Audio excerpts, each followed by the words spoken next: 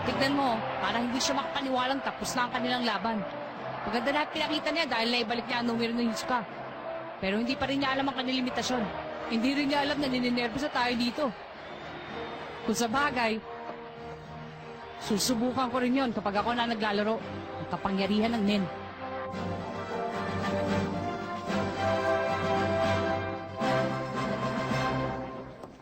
Sa palagay ko, tama lang ang desisyon na ginawa ko.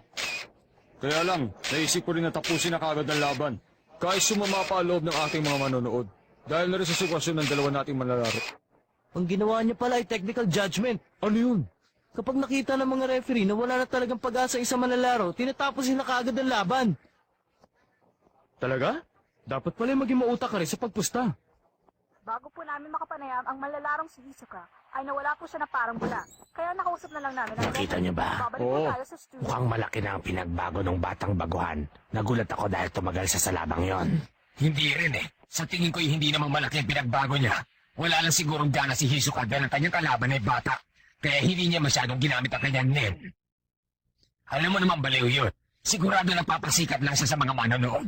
Kung seryoso siya, 3 segundo lang ay tatagal nun. Sang-ayon ako dyan. Hindi ba't nakalaban na ni Guido ang batang yun at tinalo siya kagad? Kaya naniniwala ako sa kanya. Sadoso, huwag mo sabihin umuurong na ang buntot mo dahil lang sa bata. Alam mo naman na masyado akong maingat. Kaya hindi na nila ako basta-basta matatalo. Kahit bata pa siya, hindi ako magiging mabait sa kanya. Ayos lang na maging maingat. Pero kung hindi ka gagamit ng pandaraya, baka maisahan ka ng iyong kalaban. Alam niyo naman ang target natin ay maging hari ng palapag. Kapag nagawa na natin yun, maaari na tayo magturo ng martial arts. Pwede na rin tayo magtayo ng sarili nating paaralan. Kapag nagawa natin yun, siguradong giginhawa na rin ang buhay natin. Sandaling panahon na lang. Sandali na lang at magiging hari na tayo ng palapag. Dahil dun kailangan natin maging maingat sa lahat ng ating gagawin. Kaya huwag tayo magmamadali. Kung hindi, baka mabigo lang tayo. Di ba? Kaya gagawin natin ang lahat. Tama? Sigurista ka talaga. Wala nang dumating sa ika-200 palapag. Ito na po ang unang laban na haharapin ni Killua. Gusto ko nang makita kung paano siya tumaban. Magiging mas masento kesa dun sa naunang laban. Panoorin na natin. Komanda! Simula!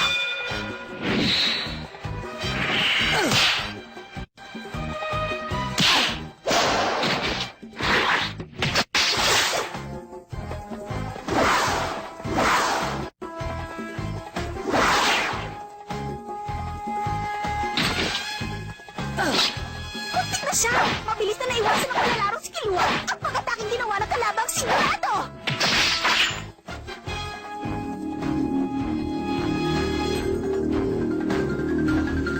Siguradong mahihirapan na siyang iwasan ngayon si Ginong Killua! Tama.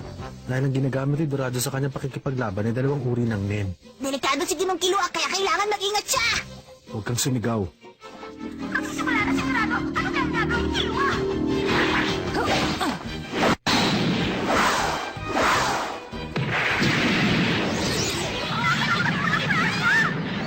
Tinamaan si Ginong Killua! Huwag kang mag-alala. Nasiguro kung walang nangyaring masama sa kanyang ten. Nagtago niya yun kagad. Sumusugod na naman po sigurado! Samantalang si Killua hindi man lang gumagalaw! Ayan na po mga kaibigan!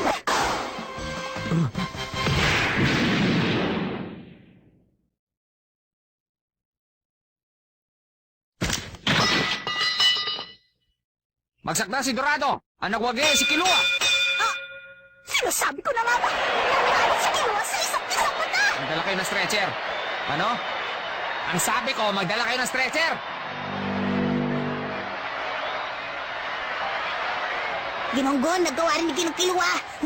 Napakalakas talaga niya! Magkasing galing talaga kayong dalawa! Hindi ko alam yung sa akin. Sigurado si Killua. Masyado na siyang malakas ngayon. Matapos niya matutunan ng Nen, pwede na siyang ikumpara sa hari ng palapag. Ginong Killua, ibang klaseng ginawa mo! Ang galing mo talaga! Akala mo lang yun. Yung huling ataking ginawa mo, akala ko sumablay ka! Oo nga, nanalo nga ako. Pero parang baliwala naman yung laban namin. Kumpara doon sa laban ni Gon at ni Hisoka, wala kaming binatbat. Tama. Mas maganda at makabagbag damdamin ang laban ni Hisoka at Gon.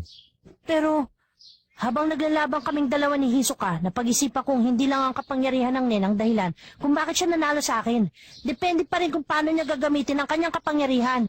Kailangan kong malaman kung ano talaga ang Nen na nababagay sa akin. At dapat lang na ako lang ang makakakontrol sa kanya. Kaya lang, hindi ko pa talaga yun nakikita. Tapos lumaban ako ng basta-basta, hindi pa ako malakas. Kung sineryoso lamang ni Hisoka ang laban, siguradong ako Kapag nalaman mong bagay na yon, may iisip mong labis ang kahulugan ng iyong pakikipaglaban. Kapag ikaw ay natalo, mas marami kang matututunan kaysa kung ikaw ay mananalo. Ginonggon, tigilan mo muna ang pag-iisip tungkol sa laban. Mas mabuti magpahinga ka muna sa loob ng isang buwan. Ang oras na ito ay ilaan mo muna sa pag-iisip tungkol sa iyong Nen at huwag sa pakikipaglaban. Isa rin iyong pagsasanay ng isip mula sa Mind Origin School. Opo! Ginong Killua, pwede ba kitang makausap na tayong dalawa lang bago lumubog ang haring araw? Oh!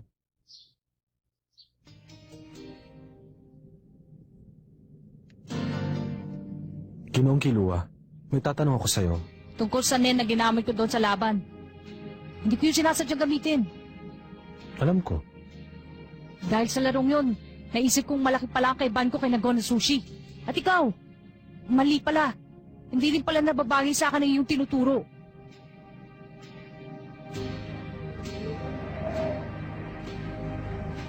Siguro, wala akong karapatang matutunan ng kahit na anong nagmula sa Mind Origin School.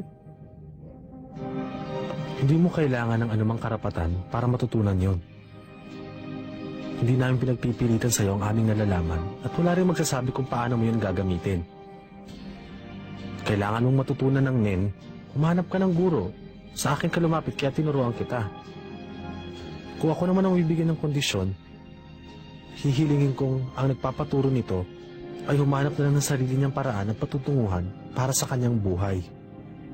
Habang pinipilit mong makisalamuha sa lahat ng taong na nasa iyong paligid, ay para mo na rin sinusundan ang yapak ng iyong kapatid. Pero walang ibang may hawak ng iyong pag-iisip kundi ikaw.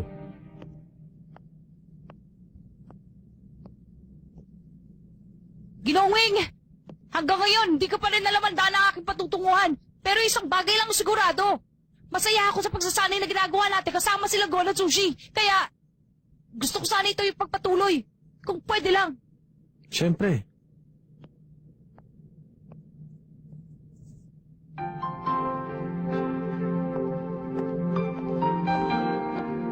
Sushi, hindi ba gusto mo rin makaabot sa pinakamataas na palapag? Oo, Mukhang mababa na pa daw ng bubunoy mabata. wala akong pakialam kung matagal. Gagayahin ko ang aking master, magiging malakas ako. At saka nung makilala ko si Ginonggon at si Ginong Kilo, lalo pang lumakas ang loob ko. Ayos. Tara, doon tayo sa kwarto ko mag-ensayo. Sige!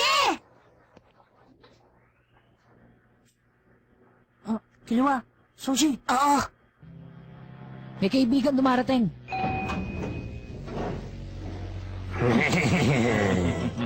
Alam niyo bang masyado kayong mayayabang? Baka marami magalit sa inyo niyan. Huwag na kayo masyado maging mainit. Bakit hindi nyo na lang sabihin kung kailan kayo makikipaglaban dahil gusto namin kayong makaharap? Sino sila? Sila ang mga manlalaro sa ika-200 palapag. Mayayabang mga yan. Ginonggon, hindi ba't nakalaban mo na yung nasa gitna? Ang pinipili nilang makalaban ay yung mga bagawan na katulad natin para madagdagan kagad ang kanilang puntos. Alam niyo bang kinakabahan na kami ngayon? Malapit ang maubos ang aming oras. Bakit hindi na lang tayo maglaban? Kung gusto nyo, ipapakita ko na kagad sa inyo ang aking kakayahan dito. Pasensya na. Sinabi sa akin ni Ginowing na magpahinga muna ako sandali. Kaya hindi. Hindi pwede. Ang panahon ko ay hanggang sa 15 ng Hunyo na lang. Piliin nyo na yon. Sira pala to eh. Wala kaming pakialam sa sitwasyon nyo. Balis na nga tayo! Agon, pipilitin ko na tayong dalawang maglalaban. Sigurado yan.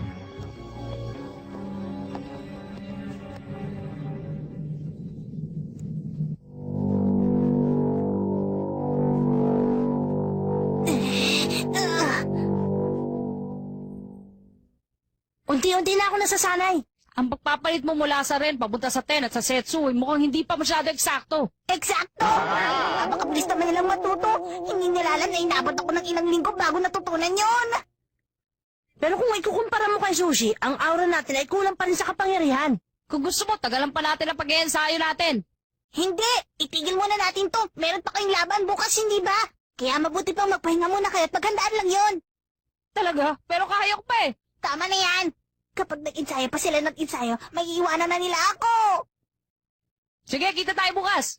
Magandang gabi. Sige na. Titignan natin.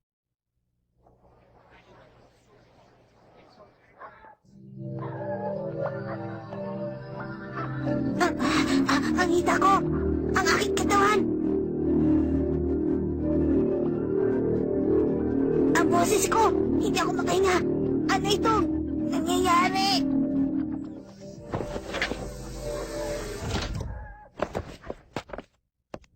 Sandali lang! Hindi nyo na kailangan gawin ng walang kwentang pandaraya na katulad nito. Tatanggapin ko ang hamon nyo. Kailangan ba yon? Huwag kayong mag-alala. Papanalunin ko kayo. Kung gusto nyo, bibigyan ko pa kayo ng tag-iisang panalo. Maliwanag ba yon? Okay ba yon? Talaga? Siguro pinagpapahinga na aming master sa loob ng isang buwan. Kaya hindi siya maaaring tumanggap ng laban ng walang permiso. Sumira na siya sa pangako nun. Kaya kung sisira pa siya ulit, sa palagay ko, hindi na niya matututunan ng nen. Kahit napatawarin pa siya ng aming master. Sigurado, malaking problema yun. Kung gusto niyo talaga makalaban si Gon, baguhin niyo ang inyong schedule. Gawin niyo na sa araw na pwede na siya makipaglaban. Ayos. Pero, ba't hindi pa tayo sabay-sabay na magparehistro? Para sigurado, tapos ibibigay ko sa itong bata. Sige, walang problema sa akin yon. Pero ito na ang una at huling kasunduan na gagawin natin, ha? 15 ng Hunyo. Tama na ba to? Oo, maaari mo na siyang kunin. Ipapaalala ko lang, ha? Ito ang huling kasunduan. Kapag sumira kayo sa usapan, wag na nga. Ano yon? Sabihin mo na sa amin. Ilonggan, merong bagay sa harap ng iyong pintuan. Siguro maintindihan mo na kung anong nangyayari. Ano mangyayari kung sisira kami sa usapan? Mababaliwala kayo kung sasabihin ko sa iyo dito. Basta tumupad na lang kayo sa usapan. Kung hindi mo ito ipapaalam kahit kinino at susunod sa pag-uutos ko, makakapagsimula ulit kayo bukas sa inyong pagsasanay. Ngayon, makinig ka ng mabuti. Sushi, Ay, ang hirap talagang pigilan ng sarili sa pagtapos ng tao, oh. Ganito pala ang normal na buhay.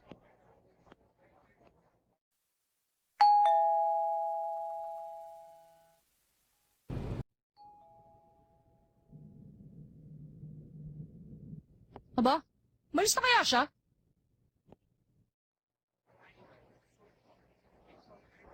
Lapit pa mga kaibigan! Meron pa kaming ticket para sa laban nila Gon at Sadaso. Pagsisisihan nyo kapag hindi nyo napanood. Pare, pagbilang mo nga kami ng isa. Ako rin. Mama, ako na, bibili na isa. Sige bata, walang problema. Siya nga pala, anong uri ba ng tao itong si Sadaso? Kung yan ang gusto mong malaman ay wala siyang kasing lupit. Ang paborito niyang paglaro na yung mga baguhan. Makikita natin. Oh? Anong problema? Siya si Kilua. Ha? Ang malalaro sa 200 palapag. Oo. Hindi ba siya yung baguhan na unang lalaban kay Sadaso bago si Gon? Napakayabang niya. Eh hindi pa nga niya alam kakayahan ng kalaban niya bago siya magsalita. Nakikita ko nga walang kapag-apag-asa sa laban nilang dalawa. Sa palagay ko tama ka. Pero sa kanya ko pupusta ang pera ko.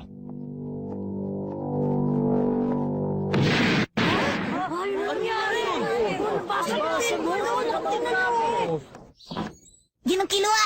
Kumusta? Balita ka binigyan ka raw ng problema ni Sushi kagabi. Di naman sa ganon. O ano, Sushi? Kamusta na yung pakiramdam? Ayos lang, Ginong Kilua. Sa palagay ko'y masyado lang ako napagod kagabi. Kiluwa, ikaw ang nakakita sa kanya, hindi ba? Oh, oo. Matapos tayong maghiwa-hiwalay, merong isang lalaki tumawag sa akin. Ang sabi niya, nakatulog daw sa likod ng Coliseo, isa sa ating mga kaibigan. Pinuntahan ko naman, totoo nga. Kaya dali-dali ko siya dinala sa lugar na to.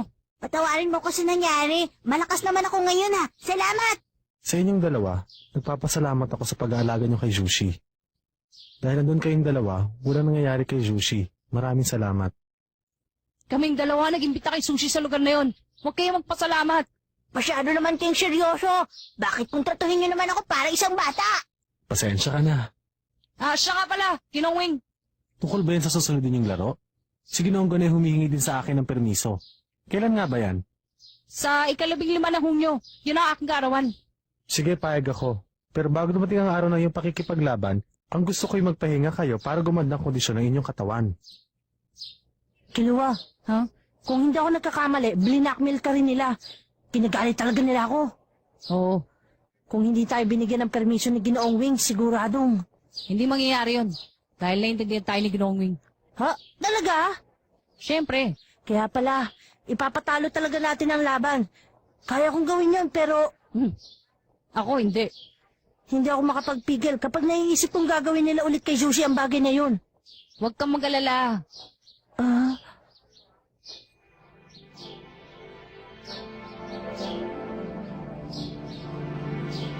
Wala kang dapat alalahanin.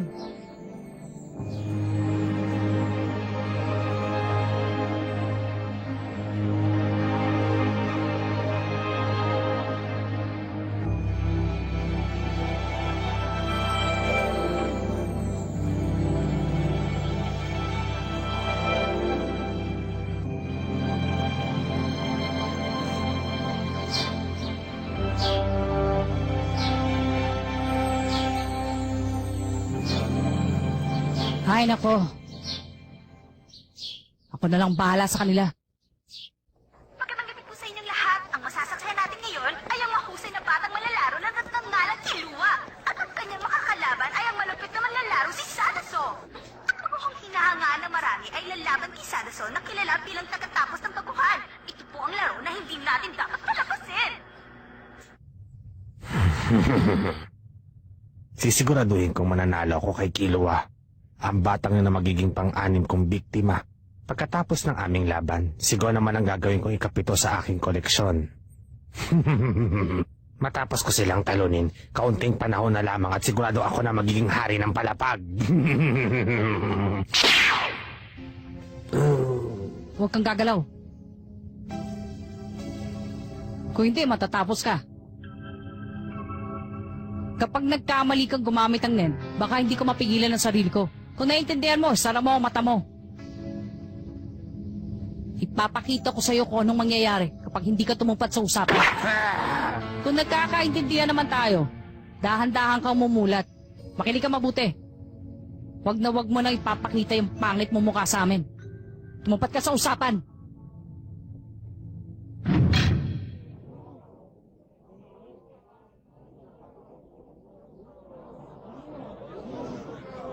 Oras na para magsimula ang kanilang laban. Bakit hindi ba nagpapakita yung mamang mayabang? Meron po kaming bagong balita para sa inyo. Ang manlalarong si Sadaso ay wala sa kanyang silid. Wala rin po kaming nakitang kahit na anong gamit na pag-aari niya. Mukha pong malinis na malinis ang kanyang kwarto. Ibig sabihin nito ay... Ubus na ang oras. Ayon sa patakaran, ang manlalarong si Sadaso ay talo na. Ang naguwi, si Killua. Tapos na! Nakakagulat po mga kaibigan! Ang nabugi ay si Kilua dahil hindi nagpakita ang kanyang kalabang si Sadaso! hindi nagpakita? Bakit ganyan ang itsura mo? Yan ang pinakamahalagang paraan para manalo, yung hindi naglalaban! Napakagaling talaga ni Kilua!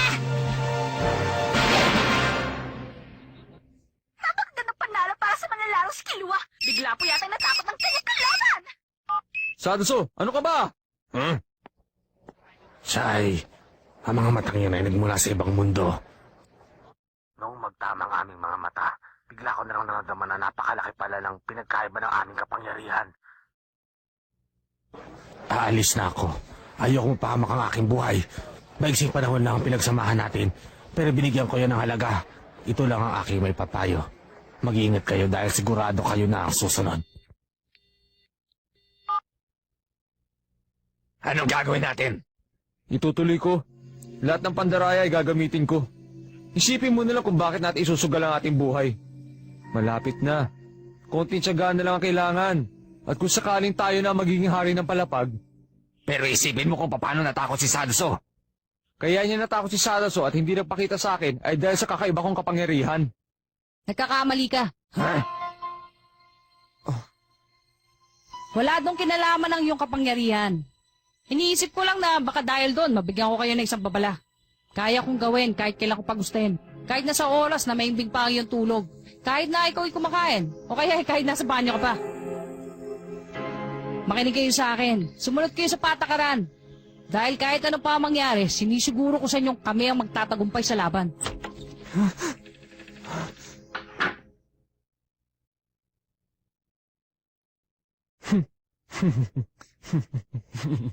Dapat talaga lumalaban tayo ng patas. Nakakahiya naman sa mga tao eh.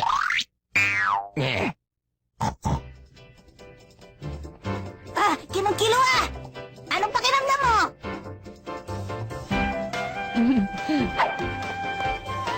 Dapat libre niyo ako dahil nanalo ako. Sige, pero isang sopaw lang ha. Kuripot mo naman oh. Our training is going great. Every day we get a little stronger. Next time on Hunter x Hunter. Small fry, clean up, exam over. So long, Heaven's Arena.